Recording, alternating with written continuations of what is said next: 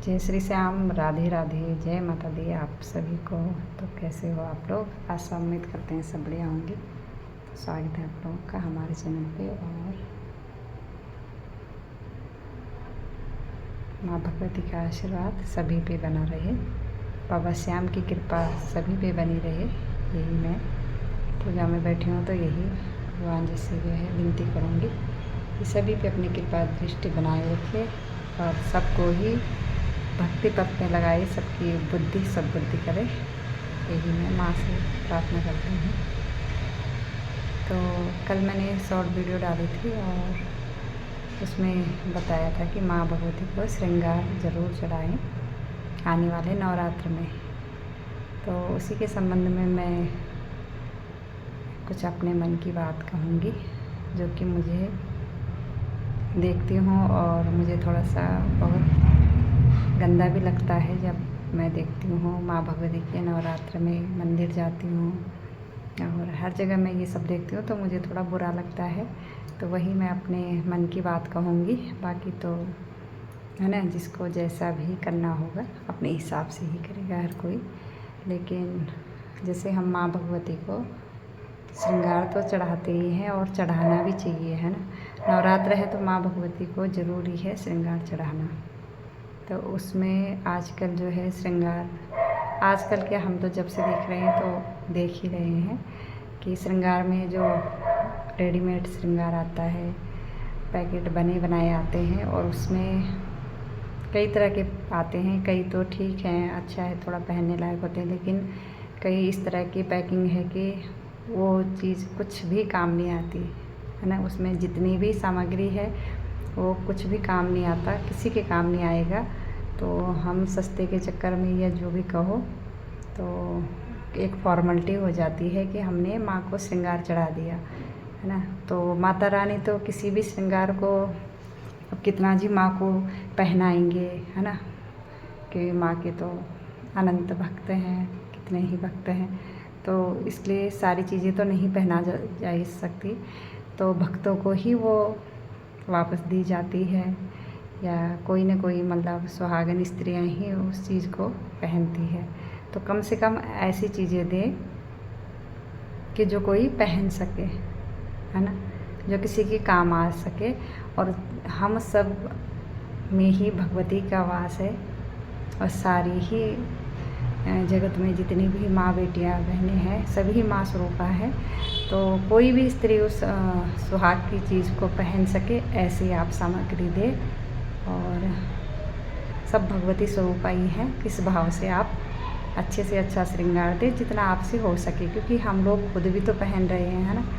तो कम से कम इस चीज़ का आप ध्यान रखिए। धीरे धीरे ये चीज़ें बंद ही हो जाएंगी, जब कोई लेगा नहीं तो फिर ये किसी काम का जो है नहीं है और फिर ऐसे पड़े रहते हैं वो कचरे के ढेर में इधर उधर, है ना। तो उससे कोई फ़ायदा नहीं है। ऐसी चीज़ दे जो कोई पहन सके, है ना।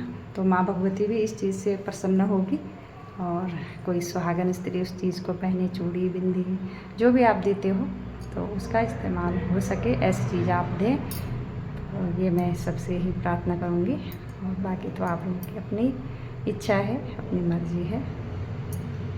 तो खूब अच्छे से माँ भगवती का जो है नवरात्र मनाएं और व्रत अगर 9 दिन के कोई कर सके तो बहुत अच्छी बात है। जिस पे माँ भगवती की कृपा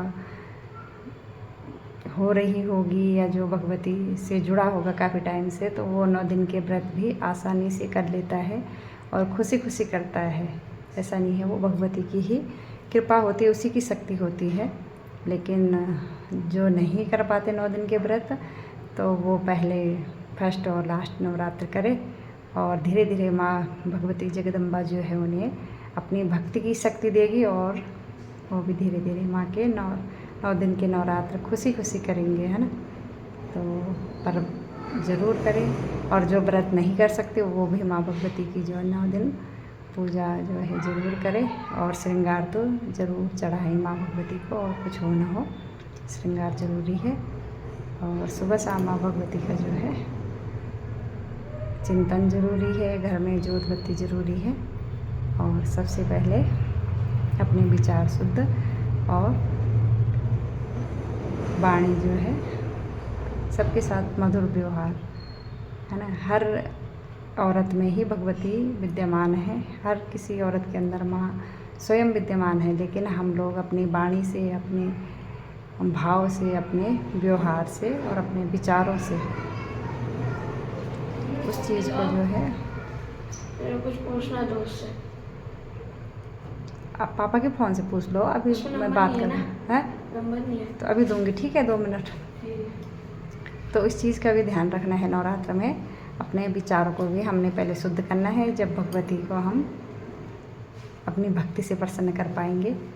विचार शुद्ध हो, भाव शुद्ध हो और माँ के लिए जितना हमसे सामर्थ्य हो अच्छे से अच्छा करने की, खुशी खुशी करने की जो है हम ऐसी हमारी सोच हो, तो माता रानी जरूर प्रसन्न होगी, हम सबकी बुद्धि में विराजमान होगी। और माँ भगवती हमारी बुद्धि में विराजमान होती है तो घर में जो है प्रेम बनता है। देवरानी, जिठानी, सास, बहू जो भी है, अगर उजाला कान्हा ने लाइट जला दी, मैंने वहाँ की लाइट नहीं जलाई थी तो अंधेरा और कहता वो कान्हा ने अच्छा किया लाइट जला दी। उधर की लाइट पड़ती है कानू सीधे पूजा में ना, इस कमरे की उधर से कम आती है, और मैंने उस कमरे की लाइट नहीं जलाई थी। तो ये मेरे मन में था कि आप लोग श्रृंगार पे भी ध्यान दें और 9 दिन में जो है अपने दिनचर्या पे भी ध्यान दें। तो माँ भगवती जो है स्वतः ही बुद्धि में विराजमान होती है और धीरे धीरे विचार बदल जाते हैं। क्या कर रहे हो लल्ला वहाँ, तुम आप पूजा में क्या कर रहे हो? जेब में पैसे बड़े से चढ़ा रहा हूँ। पैसे चढ़ा रहे हो? किस बात के लिए? जेब में पड़े थे। तो जेब में पड़े थे वो भगवती को चढ़ा रहा है रात को, है ना कान्हा? तो कल से कान्हा के पेपर हैं, तो ज़रा कान्हा को देखते हैं पढ़ाई लिखाई, और नवरात्र में ही पेपर हैं, है ना, तो पढ़ाई भी देखनी पड़ेगी, कान्हा पढ़ रहा है नहीं पढ़ रहा है। और मिलते हैं आपसे अगली वीडियो में, और जानकारी देंगे, और जो भी माँ भगवती के दरबार में बैठ के मुझे अनुभव हो रहे हैं वो मैं आप लोगों के साथ शेयर करूँगी कि कैसा रहना चाहिए, कैसा होना चाहिए, क्या कुल देवता की जो है क्या शक्ति होती है, क्या हमें कुल देवता के बारे में करना चाहिए। तो वो सब मैं धीरे धीरे आप लोगों को जानकारी दूंगी जब भी मुझे टाइम मिलेगा विस्तार में। तो आप लोग ज़रूर इस बात पे जो है ध्यान देना कि माँ भगवती को हम श्रृंगार जो है चाहे एक बिंदी का पत्ता चढ़ाओ, लेकिन बढ़िया से, ऐसे नहीं कि वो किस काम में कुछ काम ना आए, ऐसा मत चढ़ाना, और जितना हो सके कम हो लेकिन अच्छा हो। तो चलिए मिलते हैं आपको अगली वीडियो में। जय माता दी, राधे राधे, जय श्री श्याम।